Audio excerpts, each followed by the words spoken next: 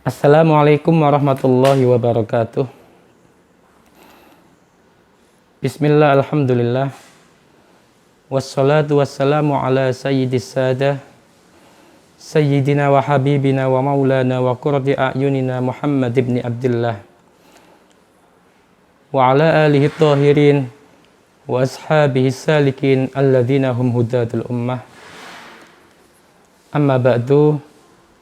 Hadratal mukarramin wal muhtaramin, para masyayikh, para sesepuh, wabil khusus Majelis Pengasuh Pondok Pesantren Terpadu Miftahul Ulum Al-Yasini, panjenenganipun Al-Karimah Ibu Nyai Hajah Zakiyah, panjenenganipun Al-Karim Kiai Haji Abdul Mujib Imran SHMH, dan segenap jajaran pengasuh yang selalu saya taati. Para pemirsa Al-Yasini Media yang berbahagia, bulan Ramadan sebentar lagi meninggalkan kita. Tentunya kita harus bermuhasabah diri, introspeksi diri. Apakah selama ini kita sudah mampu memaksimalkan amal ibadah kita di bulan yang mulia ini? Ataukah kita stagnan, tetap di zona-zona nyaman seperti bulan-bulan sebelumnya? Oleh sebab itu, marilah di detik-detik terakhir kepergian bulan Ramadan ini kita gunakan semaksimal mungkin untuk melakukan amal-amal taat, untuk melakukan amal-amal soleh, sehingga kelak amal-amal tersebut bisa bersaksi untuk kita di hadapan hadratillah, di hadapan Allah Subhanahu wa Ta'ala. Watti'u bi firaqi Ramadan bi aska tahiyyatin wa ufassalam. Marilah kita berpamitan dengan bulan Ramadan dengan sebaik-baik penghormatan dan sebaik-baik salam. Di antara tanda-tanda amal ibadah puasa kita diterima adalah kita mampu melanjutkan amal-amal tersebut setelah ini. Karena alamat atau tanda dari diterimanya amal adalah melakukan amal baik setelahnya. Wa alamatu qabulil amal al-amalu ba'daha wa alamatu qabulil hasanah amalul hasanah ba'daha. Di antara tanda-tanda diterimanya puasa Ramadan adalah kita mampu melanjutkan puasa 6 hari di bulan Syawal. Rasulullah Shallallahu Alaihi Wasallam bersabda dalam sebuah hadis yang diriwayatkan oleh sahabat Abu Ayyub Al-Ansari, "Man shoma Ramadan thumma atba'ahu sittan min Syawal faka'annama shomat dahr." Rawahu Muslim.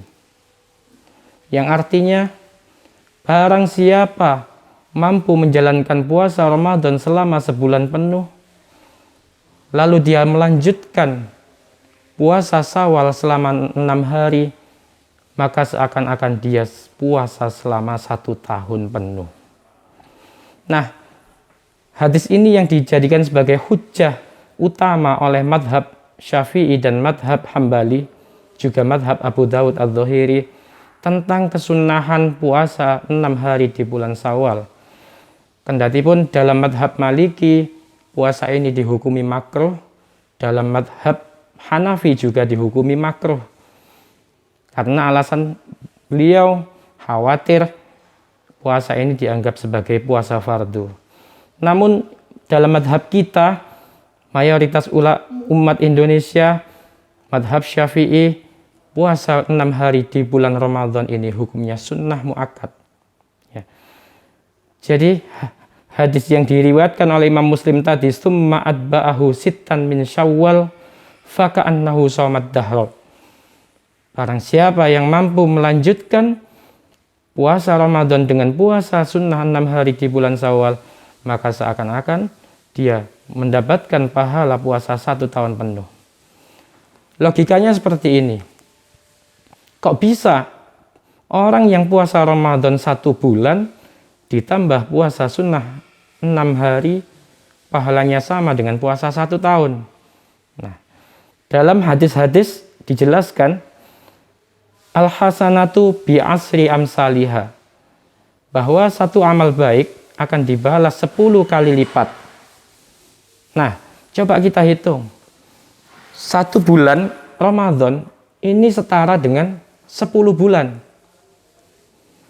Kemudian 6 hari ini kalikan 10. 6 hari ini setara dengan 60 hari atau 60 hari itu 2 bulan. 10 bulan ditambah 2 bulan pas sama dengan 1 tahun. Oleh sebab itu banyak ulama merasionalkan atau menjelaskan hikmah kenapa puasa Ramadan sebulan ditambah puasa sunnah 6 hari ini pahalanya sama dengan puasa 1 tahun. Nah, itu logikanya seperti itu. 1 kebaikan sebanding dengan 10. Ketika 1 bulan Ramadan ini sama dengan 10 bulan, kemudian 6 hari sama dengan 2 bulan, maka lengkaplah 1 tahun pahala itu. Di samping itu, puasa sunnah 6 hari bulan Syawal ini posisinya sama dengan sholat rawatib dibandingkan dengan sholat fardu. Artinya bagaimana? Jika sholat rawatib itu fungsinya adalah jabron linaksil faraid atau menambal kekurangan-kekurangan sholat fardu, maka puasa sunnah 6 hari di bulan Syawal ini juga berfungsi untuk menambal kekurangan yang ada di dalam puasa Ramadan. Itulah fungsinya. Bagaimana tata cara melaksanakan puasa sunnah 6 hari bulan Syawal? Nah, ini kebanyakan ulama berpendapat yang lebih afdol adalah dilakukan mulai tanggal 2 bulan Syawal secara berurutan sampai tanggal 7 bulan Syawal. Nah, ini yang paling utama. Namun apabila kita tidak mampu melaksanakan seperti itu, artinya kita melaksanakan puasa sunnah bulan Syawal dengan secara terpisah-pisah, atau kita laksanakan di akhir bulan Syawal, toh itu pun tetap kita akan mendapatkan fadilatul mutaba'ah, mendapatkan keutamaan puasa sunnah 6 hari bulan Syawal. Artinya kita bebas semampu kita melaksanakan puasa 6 hari bulan Syawal itu kapan, tapi yang paling afdol adalah 6 hari berurutan mulai tanggal 2 sampai tanggal 7. Lalu apakah boleh puasa sunnah bulan Syawal kita gabungkan dengan puasa qadha Ramadan? Mestinya ini bagi kalangan wanita kebiasaan, kebanyakannya mereka punya hutang di bulan Ramadan. Nah, ini ulama beda pendapat. Tapi menurut pendapat Ibnu Hajar dan Imam Romli, seseorang yang punya hutang Ramadan kemudian langsung dia nyahur puasanya di bulan Syawal mulai tanggal 2, di samping itu dia langsung meniatkan puasanya dua niat sekaligus, niat qadha Ramadan ma'a sunnati Syawal. Apakah bisa seperti itu? Nah, pendapat Ibnu Hajar dan Imam Romli boleh dan justru mendapatkan 2 pahala sekaligus kalau niatnya itu 2 sekaligus. Artinya niat puasa fardu mengqadha'i bulan Ramadan plus dengan niat puasa sunnah 6 hari bulan Syawal. Itu pendapat Ibnu Hajar dan Imam Romli, kendatipun masih ada ulama lain yang mengatakan tidak sah, harus qadha dahulu, kemudian baru setelah qadha selesai, hutang-hutang puasanya selesai, baru setelah itu kita melaksanakan puasa sunnah.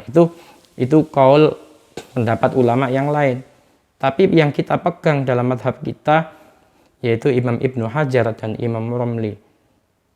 Jadi jangan sia-siakan kesempatan bulan Syawal ke depan ini. Semoga kita bisa melangsungkan amal-amal yang kita laksanakan di bulan Ramadan ini bisa kita lanjutkan nanti di bulan Syawal. Amin amin ya rabbal alamin. Karena sebagian ulama juga berkata di antara tanda-tanda orang itu diterima amalnya, yang pertama adalah al-istimrar ala amali ta'ah. Kita bisa melangsungkan amal ta'ah. Kemudian yang kedua adalah al-mudawamah ala ta'ah. Mudawamah itu istiqomah. Yes. istiqomah melakukan amal ta'ah. Kemudian yang ketiga, tumbuh rasa cinta, mahabbah ala ibadatillah di dalam hati kita. Rasa cinta untuk mengabdikan diri untuk menyembah kepada Allah. Yang selanjutnya adalah al-buhdu alal ma'siyah.